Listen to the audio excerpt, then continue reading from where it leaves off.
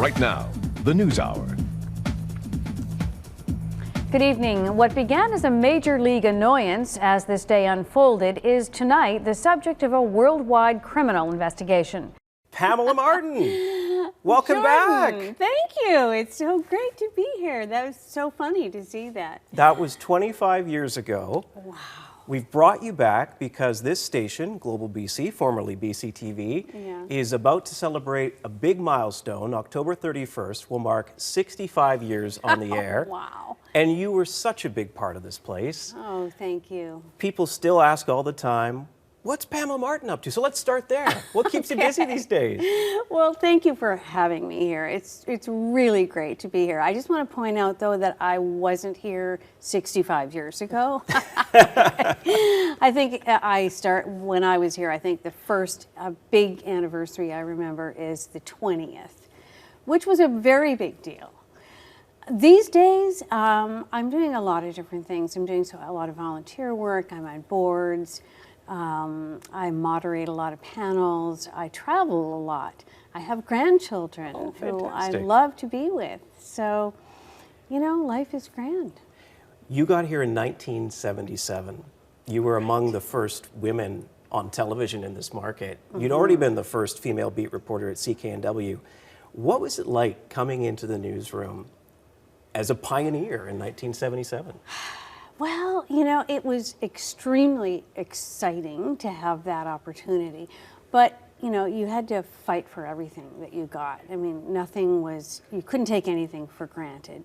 So if you wanted to be taken seriously, which of course I did as a reporter, I mean, you just had to make people take you seriously. And, you know, if I walked into a union meeting and, you know, was confronted by Jack Monroe and, you know, a big guy, and he'd be like, oh yeah, we have this cute little girl reporter here, and it's like, okay, you can say that about me, but when I do this story, I'm not going to be that. I'm a journalist, and you better take me seriously. And so there was a lot of that, feeling that you had to prove yourself. You had to be really better than just good enough. You probably had to work twice, 3 times as hard. Well, I was going to say that, but, you know, I hate to, maybe they wouldn't all agree with it, but I think that was true. You know, you really had to show that if I was given an assignment, which I was one time, I was told to drive from Kelowna to Nelson at 8 o'clock at night in a terrible snowstorm because there was a story suddenly in Nelson the next day. I had to do it, and so I drove in a snowstorm at 20 miles an hour, barely could see the road, but you know, I could never say, I can't do this. I'm a girl, I don't want to do that. So, you know, but it was also a fun challenge, you know, showing that women can do this job, of course. And, you know, we maybe had a different approach than a male reporter. And so you would get a different story. But, you know, those days were just so exciting, Jordan. Everything about it. Being a woman, yes, that was very important. And, you know, I felt that we had a lot to prove, and it was a lot of responsibility. And you went all over the province. All over the covered province. Some amazing stories. One I found in the archives in particular, and we have some footage of it. You met this American millionaire named Vernon Pick, who had built this apocalypse house near Lillooet. Tell me about that. I know. Well, we used to go on the road. I think you still do. But, you know, Keith Bradbury, the assignment editor, he might say, go to Kamloops, you've got 5 days, come back with 4 stories. So you would be scrambling around looking for something interesting, unique, that no one knew about or had heard about. I actually don't remember how I found that story, but usually what we would do is go to the local newspaper or the radio station and say, you know, find out what are the issues, what are people talking about, are there any interesting characters? There's a lot of interesting characters in British Columbia. And someone told us about him. And there we were, and called him up and said, we want to do a story on you, and he agreed. And he had his own dam, I believe, like hydroelectric dam. He did. He built this compound so that he could survive if, you know, the world came to an end. And yeah, and you know, he's quite a character. But there's lots of them around British Columbia. Tell me the story when you were horseback riding with Premier Bill Bennett. Right. Well, it was his 10th anniversary of being elected leader of the party, Social Credit Party. And so, you know, we like to do stories like, you know, how's it going 10 years later? How's it been? And so he was in Kelowna. I tried to figure out what visual could we do. And he was going horseback riding that day with his good friend. So we said, great, we'll come with you. And we did. And, you know, it was beautiful pictures and, you know, really interesting to see the premier doing something very different than sitting in the legislature. And all of a sudden, you know, he had a very competitive relationship with his friend. And so they were trying to sort of outdo each other and who can, I don't know, do the... Guys being guys. Guys being guys. Okay, you're going to go up that hill, well, so am I. And it was a hill of sand. And so, you know, he started trying to run up it on his horse. And he was falling back, like the horse couldn't get a grip. And it was very frightening for a while. And I mean, I'm looking at my cameraman, hoping you better be shooting this right now, because we don't know what's going to happen. And you know, luckily he got through it somehow. The horse actually got through it. Right. But you did not have to report on the demise of the premier. No, thank goodness. Yeah. Do you remember the 1986 SOCRED convention when Van der Zam became leader? I do, but I remember it as an anchor because, like you, I had the same job that you have now. I know. For 15 years, I think, or 14, I had that job. And so I would be anchoring the news hour or a news hour final when that happened on the weekend.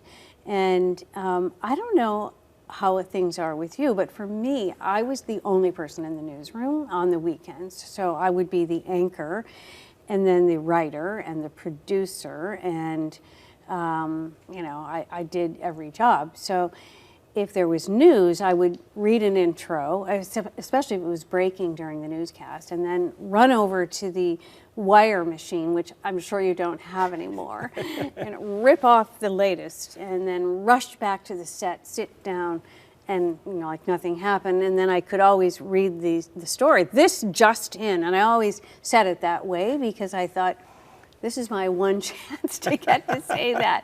I've just found out from the wire service that Bill Van der Zam has been elected leader. So anyway, it was And in those days, the studio was right in the newsroom. How could you manage to be on air with all the noise and people, the distractions behind you? I can't imagine doing that.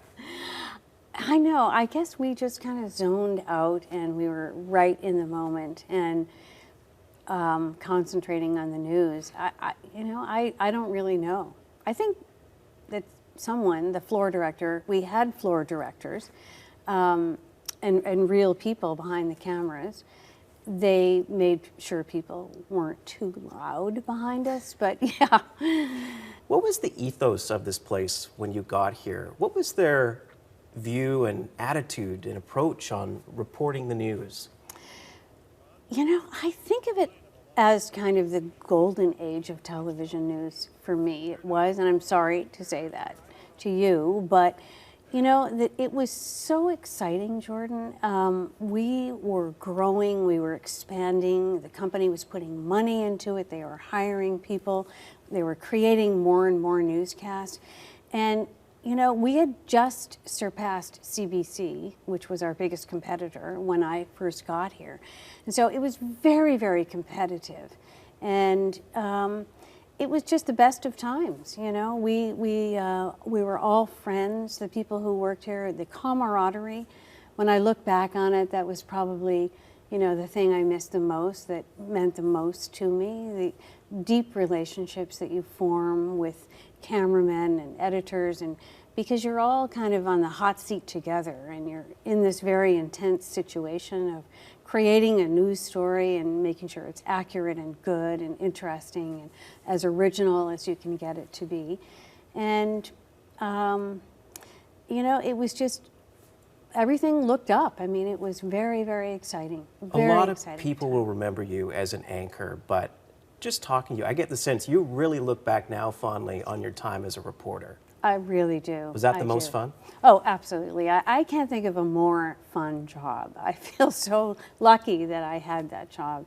It was just the greatest thing. I mean, you would meet people everywhere, all over the province. As you said, we traveled a lot around the province and other places. You know, one time I remember I was assigned to do a profile on Jimmy Pattison. This was after he had been the head of Expo 86. And, you know, I called him and said, so Jimmy, we want to do a profile on you. What are you doing next week? And he said, well, I'm going to Washington to have lunch at the White House.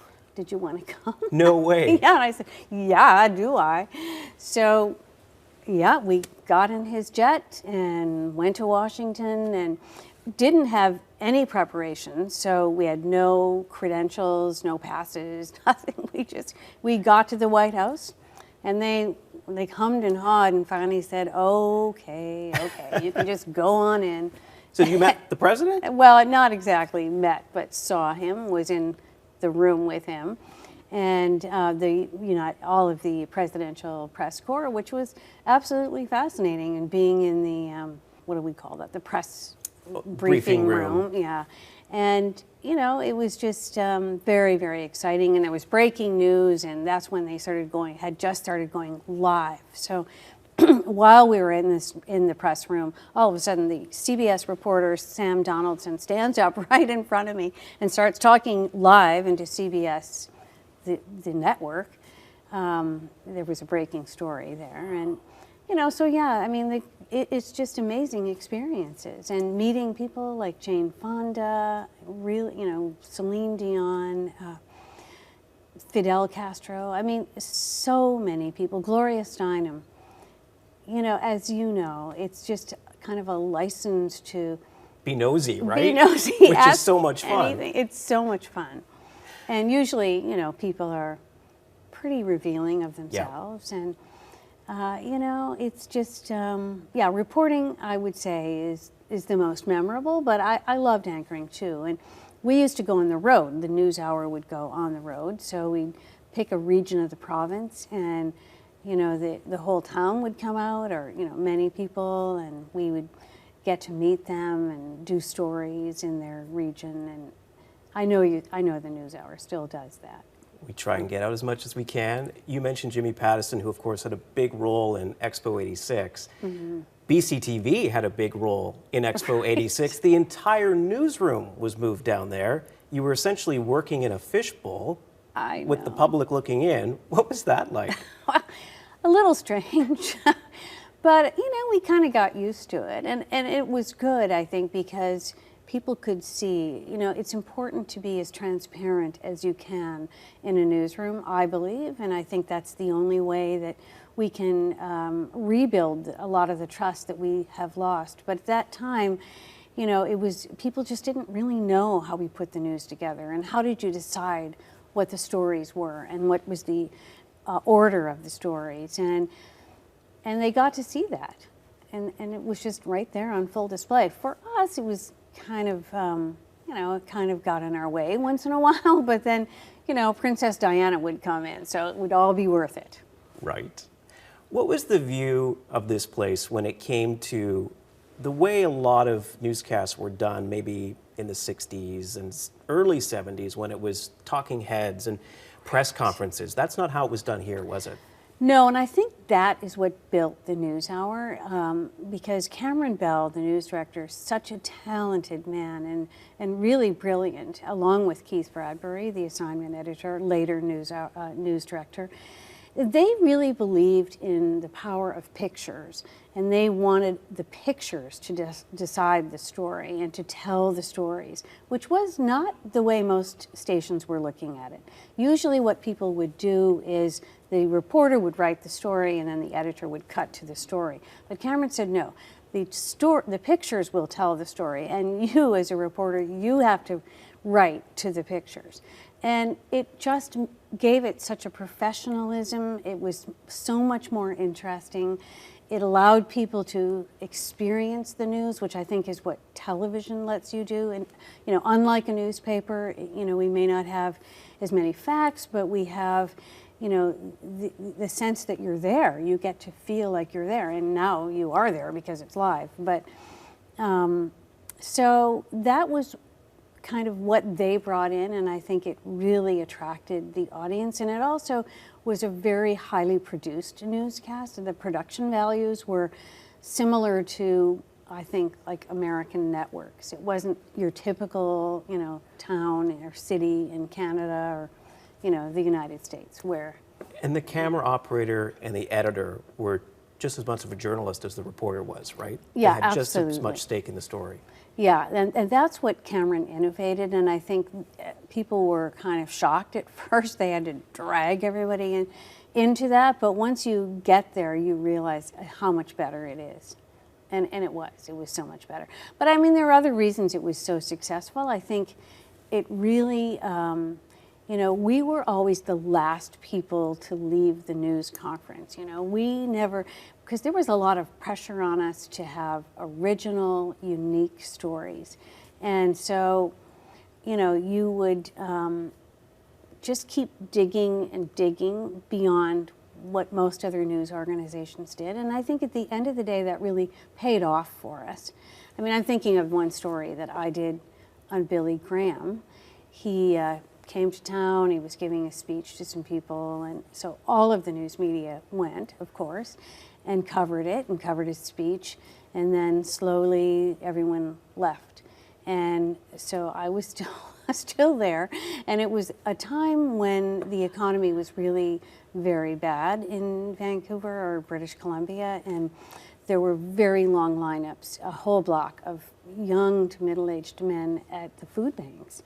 And, you know, people couldn't get work. It was really a very challenging time.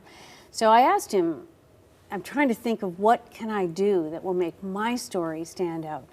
And I said, would you be willing to come to the food bank and talk to these people? Because they need some inspiration and help and caring right now. Of course I'll do it. So he went down, and it was magical, Jordan. He went down the whole line, every man in that line, and shook their hands and said something to them that was comforting in some way, and that every single one of them brightened up and just felt, I don't know what it was that he had, you know, but it was something pretty amazing. I bet you couldn't wait to get back to the station with that tape. I couldn't wait. And here they were thinking it was going to be maybe a voiceover at the back of the show. It led the show. It was 4 minutes long, and that's what the story was. And so it's that kind of thing where, you know, you didn't dare come back to the station without something original or unique, or that where you didn't find that little nugget, because every story has one. And that was our job, to find that nugget. And I think that's why people liked the NewsHour. That's at least one of the reasons. What did you learn about this place when you were on the outside, after you left in 2001 to go to another station and then spend some time in the political world? Did you learn anything about this station being on the outside? That's an interesting question. You know, I think I mean, I can only say that I really appreciated it more. I had only worked in this, well, I did work at Czech TV, but very briefly.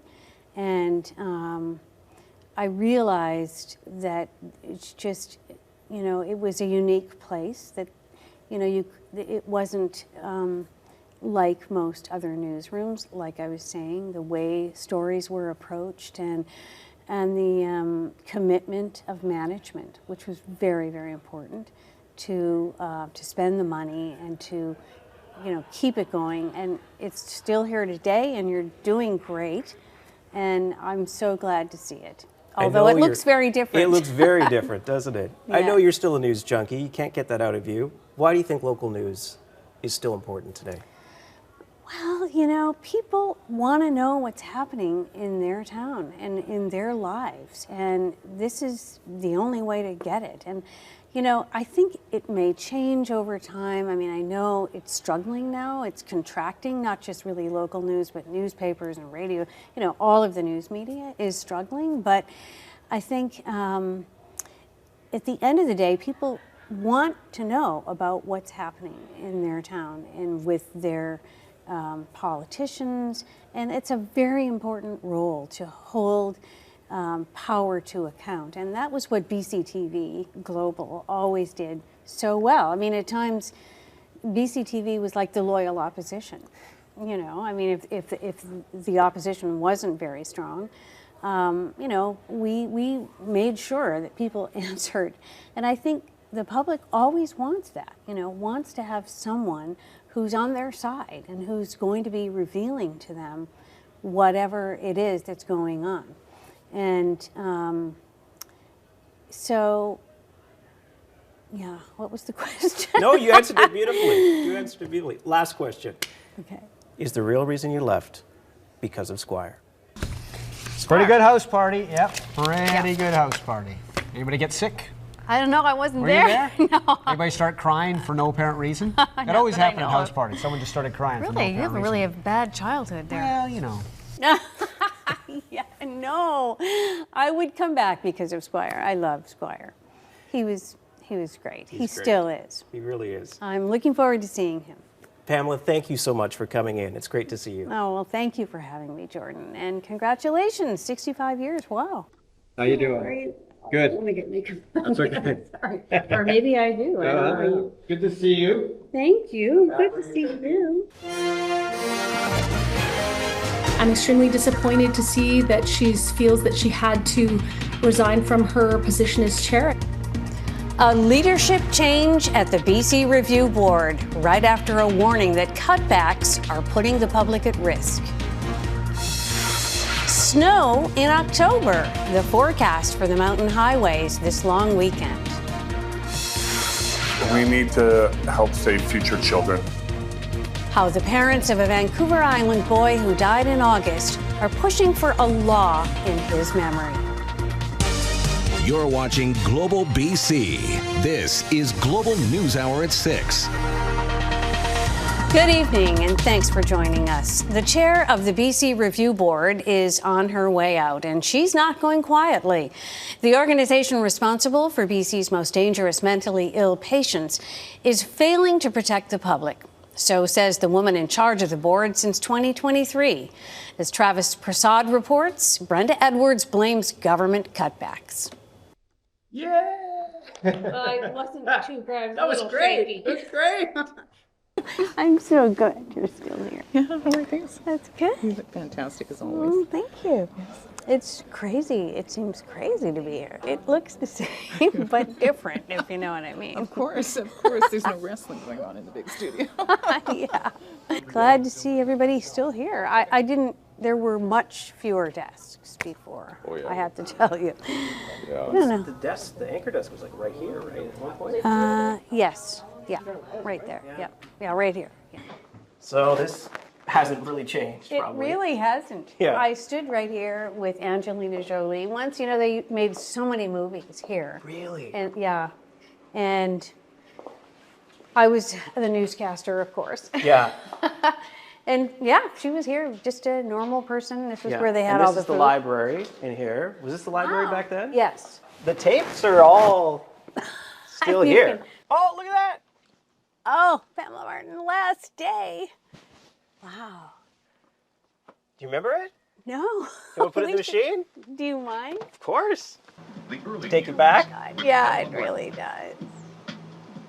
Good afternoon. The family members of a woman who died of leukemia last week are speaking out in a very public way today.